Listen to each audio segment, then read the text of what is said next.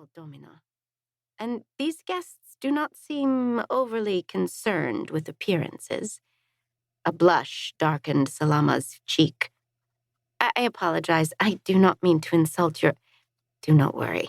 I have many friends who are not overly concerned with appearances. I smiled to put my handmaid at ease and moved toward the door. Are they outside? Yes, Domina. I left my chamber and strode toward the garden. Once I stepped through the doorway, I heard the mingled tones of a man and woman in conversation with my mother. My pulse quickened when I recognized their voices, and a peek around the rose arbor confirmed my hunch. Aquila and Priscilla, how wonderful to see you! Mariana! They stood opening their arms, and I hugged each of them, holding Priscilla for an extra long moment. When we said farewell, I whispered in her ear, I did not think I would ever see you again. Adonai had other plans. Priscilla stepped back and pinned me in a quick scrutiny. You have grown into an attractive young lady. How old are you now? 14? 15, I answered, not knowing whether I should be pleased by her interest or embarrassed by my unmarried status. Priscilla smiled and gestured to an empty space on a garden bench. Please, join us. We were telling your mother about Paulos. A flush of pleasure warmed my cheeks. Paulos had changed my life, mine and mother's, by introducing us to Yeshua of Nazareth.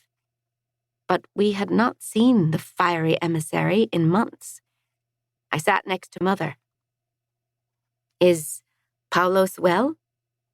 Is he still being held in Caesarea? Priscilla looked to her husband, who tugged on his silvered beard before speaking. He has been sent to Rome. He has been there several months, but we have received letters, so we know he's well. Luke is with him. Also, Epaphras, and a few others. They see to his needs while he is confined. He's still in prison? Aquila nodded. But he is grateful for a good situation. He is kept in an apartment under guard, but he's free to write. And his health? Mother asked. He develops a severe cough in these months of cold weather. Luke takes good care of him, Aquila assured her, and we are on our way to visit them. A crease wrinkled Mother's brow. Are you concerned about going back to Rome? It has not been so long since the Jews were expelled. Aquila snorted softly. Claudius is dead, and thus far Nero appears to be tolerant of those who hold different religious beliefs. Still, Paulos has warned us not to attract attention when we begin our work. We will no longer preach in synagogues. Instead, we will hold meetings in our home. So, we will be shopping for a large domicile, Priscilla said, dimpling as she squeezed her husband's arm. We do not care if the building has fallen into ruin so long as it can hold dozens of people. Our budget is limited, but we believe the Lord will lead us to the right house. One with a walled garden, Aquila added, to avoid prying eyes. As long as we do not disturb the peace, we should not attract undesirable attention. Mother glanced toward the house, then lowered her voice. Mariana and I know all about not attracting attention.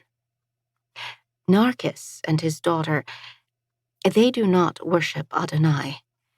We have had to be discreet about our faith.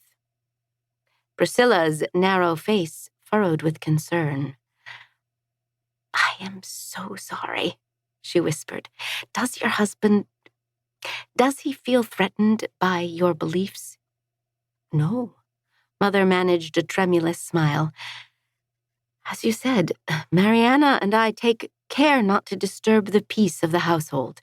Narkiss is a good man, and he knows we worship Adonai. He does not know we no longer worship the Roman gods. He would not tolerate such dissension.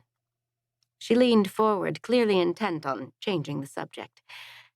Tell us about this new emperor.